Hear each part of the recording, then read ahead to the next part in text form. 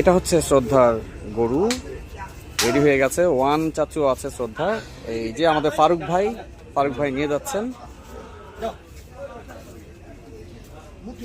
70,000 টাকা নেওয়া হলো গাবতলী হাট থেকে। বরিশালের ডগা ফারুক ভাই ছিলেন এর বিক্রেতা।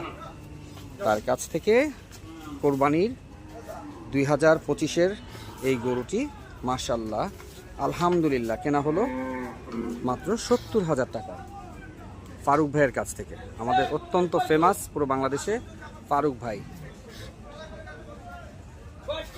ফারুক ভাই, আপনি গরু বিক্রি করে খুশি তো? জি ভাই, শ্রদ্ধা মামনির জন্য। জি জি।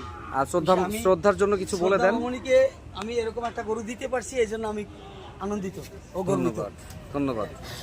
আসলে যতদিন বাঁচবো সম্পর্ক রাখতে চাই, যদি আল্লাহ রাখতে দেয়। ইনশাআল্লাহ।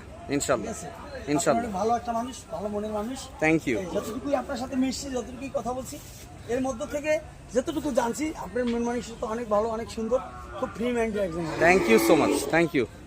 থ্যাংক ইউ ফারুক ভাই। সবাই জানাবেন, কমেন্ট করবেন এবং অফকোর্স একটা সুন্দর লাইক দেবেন, পারলে শেয়ার করবেন। কোরবানির গরুটি শ্রদ্ধা মামনির কেমন হলো? ধন্যবাদ সবাইকে। আসসালামু আলাইকুম।